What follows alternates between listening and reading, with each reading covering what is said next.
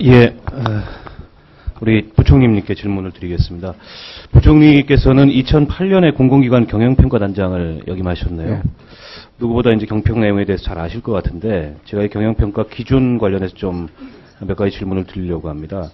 올해 5월달에 한국조세연구원에서 진행한 그 정책 토론회를 자료를 보다 보니까 우리나라 공공기관들이 앞으로 시장이나 효율성 고객만 강조하기보다는 이 민주적 시민성, 또 지역 공동체 혹은 시민사회의 협력, 조직적 인본주의 이런 걸 갖춰야 된다 이런 지적을 해놓은 발제를 봤습니다.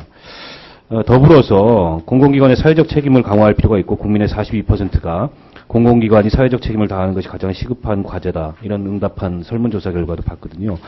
이런 그 내용들에 대해서 어떻게 생각하십니까? 우리 부총리께서는. 사회적 평가는 공공기관뿐만 아니라 일반 민간 기업도 일종의 사회적 그런 그 책임의 성에 대해서 강조되고 있는 그런 추세라고 봅니다. 네.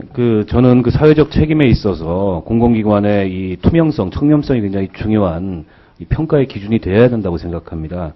근데 지금 경평에 보면 이 공기업이나 공공기관의 부패 관련된 평가 항목은 비계량 항목으로 돼 있고 그 가산점 100점 중에서도 3점으로 이 가중치가 나와 있어요.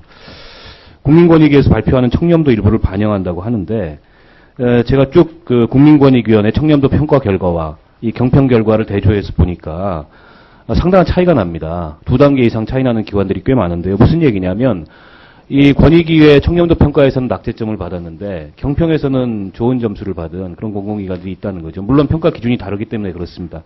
그런 점에서 봤을 때 최소한 이 청렴과 부패라는 기준은 경평에서 더 많은 비중을 앞으로 차지하는 것이 사회적 책임에 부합하는 방향 아니겠습니까? 어떻게 생각하십니까? 그래서 앞으로 지금 지적하신 그 청렴성을 어떻게 지금 그 평가 기준에 반영할 것이라는 것은 뭐 각 비준의 어떤 그 웨이트의 문제라든지 또 전체적인 그 평가의 요소 중에 또 상호 연관성 이런 것을 감안해서 저희가 그 파악을 해서 네, 꼭 감안을 해주세요. 지금 보면 그 재무예산 성과 또 뭐 노동생산성, 자본생산성 이런 것들은 상대적으로 이 평가 배점들이 굉장히 높게 돼 있는데 이 투명성이나 또 이 반부패 지수 이런 것들은 굉장히 낮아요. 근데 한수원 같은 경우 잘 아시겠지만 원전 비리로 지금 굉장히 큰 논란을 일으키고 있고 그게 단지 비리에 그치는 게 아니고 국민의 안전과 직결된 문제 아니겠습니까? 근데 이런 공공기관들이 그런 잘못된 어떻게 보면 좀 문제가 있는 그 평가 기준으로 인해서 굉장히 높은 점수를 맞고 그에 따라 성과급 뭐 나누고 국민들이 이해할 수가 없는 모습들이 벌어질 수 있잖아요. 그렇기 때문에 전반적으로 이 공공기관의 경영평가의 기준과 항목과 그 배점에 대해서 다시 한번 좀 재평가를 해보시고 내년 국감 때까지 그에 관해서 좀 개선할 수 있는 사항들이 어떤 것인지 결과를 좀 만들어 주셨으면 좋겠고요. 연관된 질문을 하나 드릴게요. 최근에 그 자원개발 이런 것들이 늘어나면서 공기업을 포함해서 해외에 진출하는 기업들이 굉장히 늘어났고 한국 기업들이 해외에 나가서 활발하게 사업을 하는 일은 전 좋은 거라고 생각합니다. 근데 경우에 따라서 이게 국격을 실추시키는 그런 행위들을 하는 경우들이 왕왕 일어나고 있습니다. 올해 10월 1일에 그 유엔 인권특별보고관과 전문가 그룹의 공동성명 내용을 보면 포스코의 오디사 제철소 건설 사업에 대해서 대한민국 정부 역시 자국에 소재한 기업이 해외에서 사업을 할 때 인권 침해 소지가 없도록 조치를 취해야 한다. 이렇게 한국 정부의 적극적 역할을 주문하는 그런 내용이 포함이 되어 있었어요. 지금 삼성 같은 경우에 세계 여러 나라에서 문제를 일으키고 있는데 인도네시아, 인도, 중국에서 뭐 노동환경 문제, 노동시간 그 초과 문제, 아동노동, 또 파견직 노동자에 대한 그 잘못된 처우 문제, 노동조합 탄압, 또 질병과 산재 이런 것들로 인해서 이제 여러 나라의 NGO들로부터 비판을 받고 있는 것이 사실이고요. 브라질에서는 브라질 정부가 삼성을 상대로 배상금 청구소송까지 제기를 했습니다. 한 1,200억 원 정도에. 그리고 지금 한국의 원양업계들의 그 원양어업선 있지 않습니까? 이게 해외에서 노예배라고 불리고 있습니다. 그 실태 아십니까? 지금 보면 사조실업배는 뉴질랜드에서 그 인권 문제로 망신을 당하고 현지 언론에서도 대서특필됐었고요. 그 인성실업의 배는 2013년부터 미국 항만을 이용할 수 없는 불법 해적선 취급을 받고 있습니다. 근데 이런 내용들을 우리 기획재정부 장관께서 다 아셔야 돼요. 보고받거나 알고 계십니까?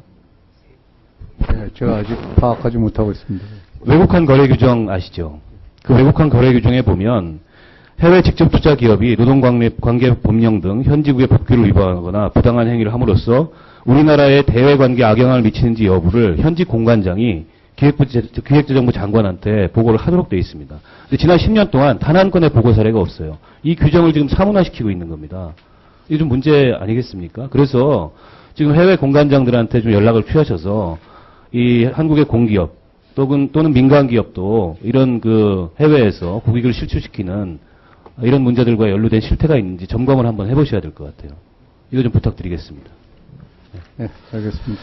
한 가지만 더 짧게, 지난 본부 감사 때 시간 선택제 공무원도 공무원연금에 가입하는 방안을 검토해 보시겠다 이렇게 말씀을 하셨어요. 근데 안행부에서는 이걸 반대하고 있네요. 제가 쭉 나온 거 보니까. 아직 지금 기재부하고 조율이 안 된 것 같은데, 안행부에서는 또 공무원연금보다 국민연금이 이분들한테 유리하다 이렇게 주장을 하고 있어요. 기초연금을 받을 수 있기 때문에. 근데 시간 선택제 공무원이 공무원연금과 국민연금을 가입할 경우에 납입하게 될 연금보험료와 추후에 받게 될 급여에 대한 이 재정 추계 혹은 그 비교, 이거 아직 안 해보셨죠? 아직 그 구체적인 분석은 조금 더 해봐야 될 것 같습니다. 이거 추후에 해보셔야 되고요. 근데 문제는 이 정규직 시간제 일자리라는 게 지금 제가 통계청 질의 때도 문제를 삼았는데 이게 통계 지표상 존재하지 않는 겁니다. 무슨 얘기냐면 정부가 이 시간제 일자리 사업을 추진을 하고 있는데 전반적으로 준비가 안 돼 있어요. 부처별로 이거에 대한 이해나 준비 정도도 다 다르고, 그리고 제가 지난번에도 지적을 했지만 이 시간제 일자리에 적합한 이제 직무들을 분석을 해서 만들어내겠다 이렇게 접근을 하시는데, 오히려 그 반대로 현재 공공부문에 있는 시간제 일자리의 이 근로 환경이나 처우나 이런 실태부터 조사하셔서 그걸 개선하는 것으로 접근을 하는 게 저는 일의 순서상 맞는 게 아니냐는 말씀을 거듭 드리는 겁니다. 근데 지금 그 실태에 대해서는 조사 계획도 지금 없으세요. 어떻게 생각하십니까? 전 두 가지 다 병행돼야 된다고 생각합니다. 아니, 두 가지 병행하셔야 된다면 현재 공공부문 내에 존재 시간제 일자리인데 전반적인 문제들에 대해서 실태 조사를